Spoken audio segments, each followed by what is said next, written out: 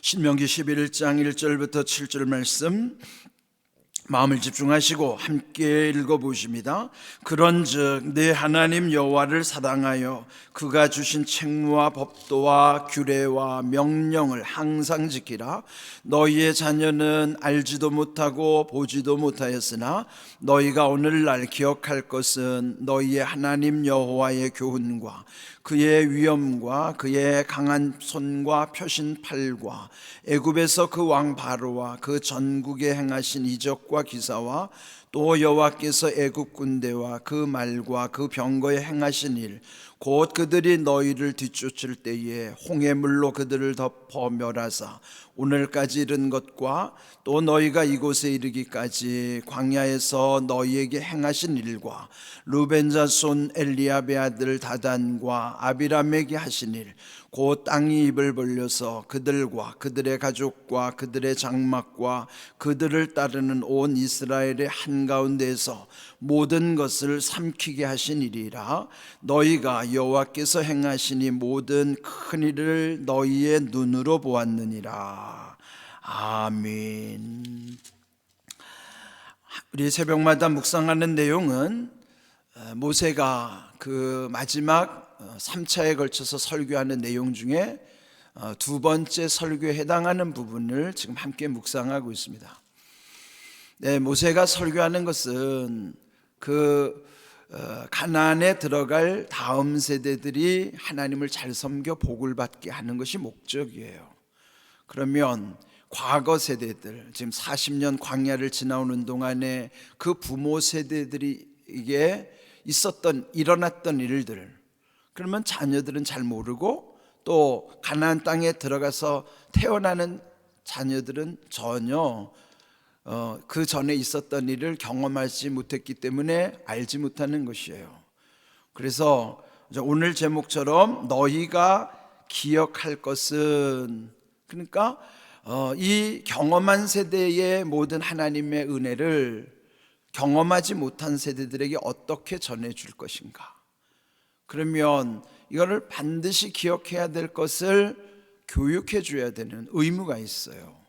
그러나 그 얼마나 모세 입장에서는 그 마음에 정말 안타까운 마음 가지고 그렇게 지금 이 설교를 하고 있는 내용이죠. 오늘 읽은 말씀 11장 1절을 보시면 그런즉이라는 건 앞에 있는 말씀의 내용 결과적으로 이렇게 하라는 거예요.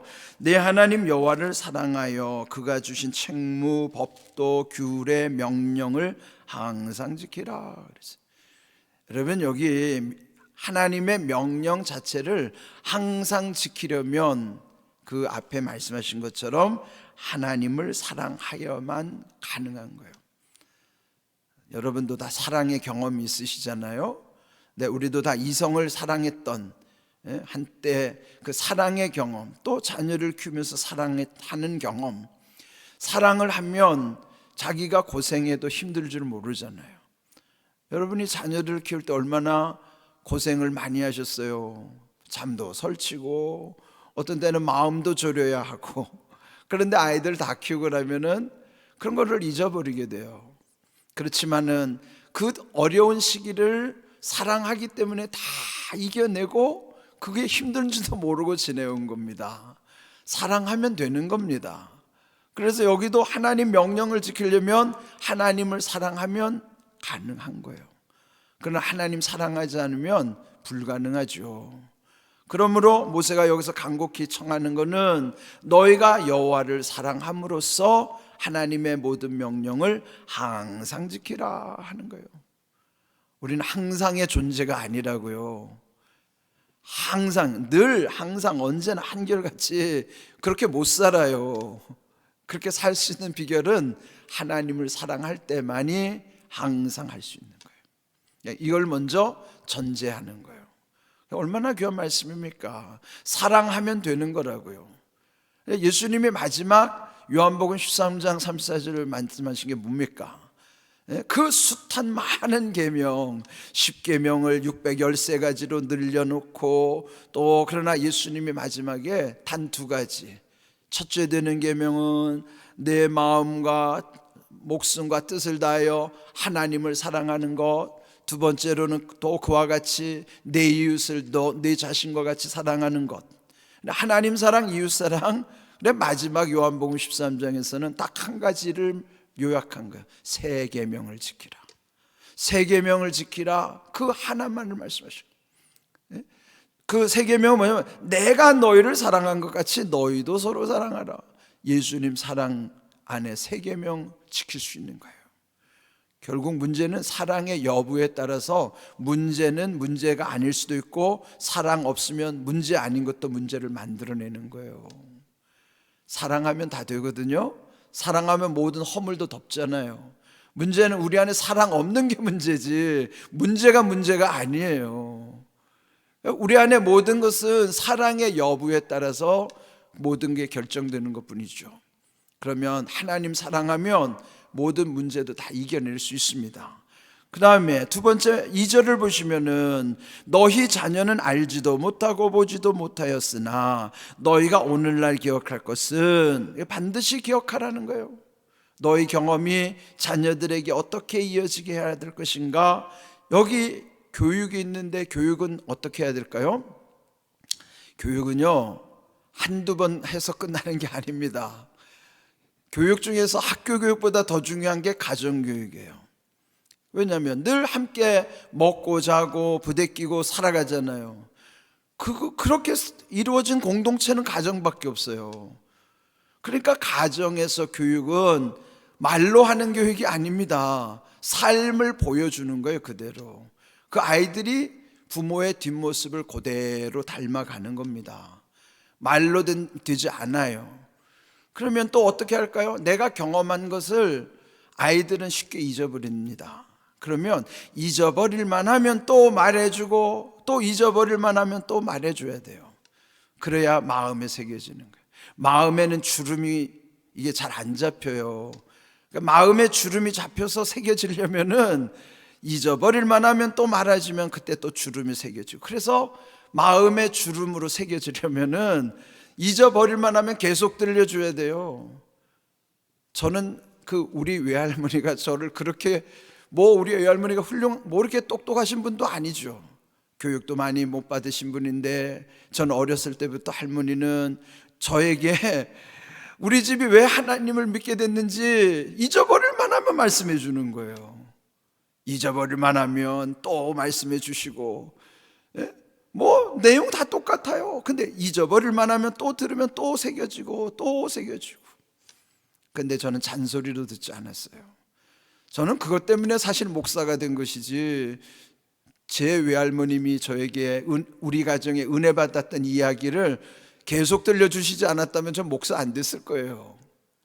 제가 우리 부모님 밑에서 컸더라면 저는 목사 안 됐어요.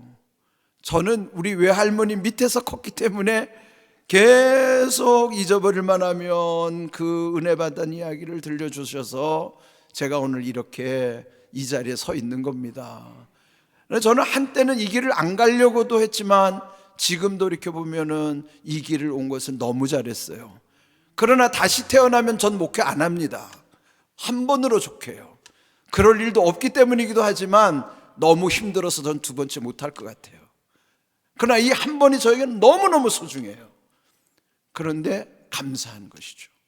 저는 그래서 이 교육을 자녀들에게 시킬 때는요, 여러분이 잔소리 같지만 잔소리 같지 않도록 잊어버릴만 하면 또, 그런데 늘 여러분이 아이들에게 들려줄 때는 그 아이들을 사랑하는 마음 가지고 들려주면 아이들은요 잘 새깁니다. 그런데 그렇게 교육할 때 어떻게 해야 되는 것인가? 지난 세월에 하나님이 그들을 어떻게 지켜주셨는가? 2절 셋째 줄 보시면 여호와의 교훈이 뭐예요? 말씀이죠. 사실 말씀 제일 중요해요. 하나님 명령하신 그 말씀, 또 하나님의 위엄, 강한 손, 그분의 펴신 팔로 또 그 애굽의 바로로부터 구해내신 것, 이적과 기사를 행하신 것, 그게 뭐예요? 애굽에서 10가지 재앙 속에 그런 모든 걸 다 보여주신 것이죠. 뿐만 아니라 그 애굽으로부터 건져내신 다음에 14절 보시면요, 또 홍해를 건너게 하신 거예요. 홍해를 건너는 사건, 그들은 구원받았지만 그들을 쫓아왔던 애굽 사람들은 그 물에 다 덮어 멸하셨다 하는 거예요. 덮는다는 의미는요, 두 가지예요. 하나는 은혜도 덮어주시는 거지만 심판도 덮어버리는 거예요. 어떻게 덮느냐가 우리를 구원하시고 우리 또 하나님이 심판하시는 거예요. 여기에 홍해 물을 덮어버려서 그들을 멸망하신 거는 그는 심판이에요. 이렇게 놀라운 일들을 그들이 경험했고, 뿐만 아니라 5절은 이곳에 이르기까지, 지금 40년 세월 여기 마지막, 여기 이들이 모압의 평지에서 모여가지고 여기 이르기까지 지나온 40년 세월의 광야에서 하나님이 행하셨던 일들, 거기에 뭐예요? 만나와 메추라기를 내려주시고 반석을 쳐서 물을 마시게 하시고, 이런 놀라운 일들을 하나님이 다 행해 주신 것을 그들이 다 겪었던 거예요. 또 하나 중요한 사건 6절입니다. 루벤 자손 엘리압의 아들 다단과 아비람에게 하신 일, 그게 뭘까요? 이게 민수기 16장에 나오는 아주 끔찍한 사건이에요. 그게 고라 일당의 반역 사건이에요. 고라가 주동자가 돼가지고 여기 보면 다단, 아비람, 또 한 사람이 온이라는 사람이 있어요. 다단, 아비람, 온, 그리고 합세했던 250명의 거기에 족장들이 있었어요. 이들이 반역을 일으킨 사건은 광야에서 아주 충격적인 사건이에요. 근데 그때 어떤 일이 있었는가? 그들을 6절 둘째 줄 보면 땅이 입을 벌려서 그들과 함께한 모든 따르는 이들을 이스라엘에 보는 가운데서 모든 것을 삼켜버리게 하셨다. 이게 뭐예요? 지진이 일어난 거예요. 오늘로 말하면 지진이에요. 땅이 쫙 갈라져가지고 거기에 고라 일당과 함께한 모든 자들을 다 쓸어버려서 다 땅에다 묻어버렸어요. 지진을 일으켜가지고 싹 물어버린 거예요. 하나님이 이렇게 엄중하게 심판한 사건이 그들에게 가장 큰 충격으로 남은 거예요. 이게 모세를 반역했지만 하나님을 반역한 거예요. 근데 여러분, 교회에서 일어나는 문제는 정말 조심해야 돼요. 함부로 하면 안 돼요. 제가 오래전에 제 동생에게 전화를 받았어요. 그 제법 큰 교회를 다니는 제 동생 집사였는데, 그래도 오라비가 목사라고 교회 문제를 상의하려고 전화한 거예요. 오빠, 우리 교회 지금 담임 목사님이 윤리적 문제로 인해서 교회가 아주 큰일이 벌어졌어요. 지금 막 교회가 두 쪽으로 갈라져 가지고 막 한쪽은 목사님 두둔하는 쪽, 한쪽은 목사님 몰아내려고 하는 쪽. 어떻게 해야 돼요, 오빠? 제가 세 가지를 당부했어요. 첫째, 너 기도 많이 해야 된다. 둘째, 절대로 담임 목사님 잘못했어도 담임 목사님 험담하지 마라. 셋째, 정 견디기 어려우면 조용히 떠나라. 여러분, 성도가 교회 떠나는 거 쉬운 일 아니에요. 그는 마지막에 해야 될 일이에요. 그러나 기도하는 것이 우선이에요. 두 번째, 목사님 아무리 잘못했어도 험담하면 안 돼요. 저는요, 이 교회 문제 때문에 복 받는 사람도 많이 받고 벌 받는 사람도 많이 봤어요. 그래서 교회와 주의 종의 문제는 하나님이 심판하시기 때문에 우리가 함부로 말할 수 없어요. 제가 제 여동생한테 아주 간곡히 부탁한 거예요. 여러분, 이거 조심해야 되는 문제입니다. 오늘날 이 교회 안에 그런 문제들이 적지 않아요. 그럴 때 우리가 조심해야 되는 거는, 잘못한 목사님을 두둔하는 것도 잘못이지만 그걸 또 내쫓으려 하는 사람은 그것도 잘못이에요. 마귀는 양쪽에서 다 역사하는 거예요. 그럴 때 하는 건 뭐예요? 하나님께 기도하면서 우리 모두가 회개해야 돼요. 회개가 살 길이라고요. 한 교회가 목사님이 무너질 정도면 그 교회는 모두가 다 책임져야 돼요. 그런데 네가 잘했느니 내가 잘했는지, 그거는요 하나님이 싫어하시는 길이에요. 다 잘못한 거예요. 다 회개해야 돼요. 그래서 정말 다 같이 회개하고 기도하면서, 그래서 결국 그 모든 일들이 아름답게 이루어지게 하려면 하나님께 맡겨야 된다고요. 그래서 여기 고라 일당의 반역 사건을 보면서 저는 지금도 두려운 거예요. 지도자 잘못하면 다 죽어요. 그래서 제가 두려운 거예요. 저 잘못하면 이 교회 망합니다. 그래서 제가 두려운 거예요. 그래서 잘해야 돼요. 그러나 또 하나, 교회 문제나 이런 주의 종의 문제를 함부로 말하면 안 돼요.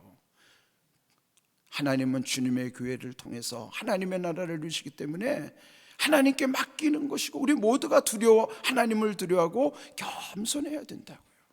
이런 모든 것. 그런데 이 큰 충격적인 사건 결론은 7절, 너희가 여호와께서 행하신 일, 이 모든 큰 일, 뭐예요? 거긴 좋은 일도 있고 지금 여기서 말한 나쁜 일도 있어요.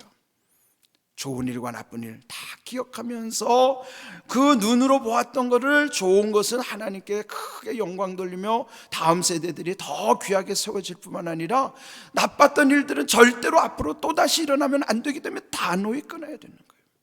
이런 모든 것을 우리 안에 교훈해 주시는 거예요. 그래서 오늘 여기 모세가 아주 단호하게 그 백성들 앞에서 말씀하고 있는 것입니다.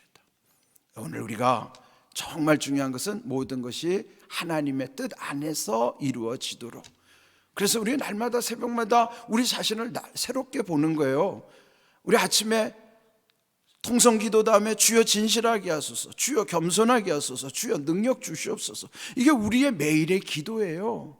진실함과 겸손함 속에 능력이 임하기 때문이죠. 진실 잃어버리면 아무것도 아니죠. 겸손 그거 놓치면 진실마저 무너져요. 그래서 우리는 항상 진실과 겸손이라는 이 두 가지를 놓치면 안 됩니다. 끝까지 진실을 잃어버리지 않을 수 있는 것은 겸손을 붙잡고 가야 진실을 놓치지 않는 거예요. 진실과 겸손, 그 가운데 하나님은 지금도 능력을 부어주시고 있어요. 저는 지금 우리 교회가 하나님 그런 능력을 부어주고 계시다고 믿습니다. 그런 은혜를 여러분 날마다 사모하면서 우리 주님이 어떻게 우리를 세우고 우리가 어떻게 주님 기뻐하시는 모습으로 살아갈 것인가, 그걸 여러분 잘 말씀하셔야 돼요. 간곡히 부탁합니다. 교회 문제 함부로 말하지 마세요. 주님이 다 듣고 계시고요, 그 들은 대로 하나님 심판하세요. 이거 여러분 제가 겁주려고 하는 말씀이 아니고 제 일생에서 경험한 말씀이기 때문이에요. 이런 놀라운 은혜 가운데 우리가 늘 하나님 기뻐하시는 일에 힘쓰는 삶 되기를 주님의 이름으로 축복합니다. 아멘.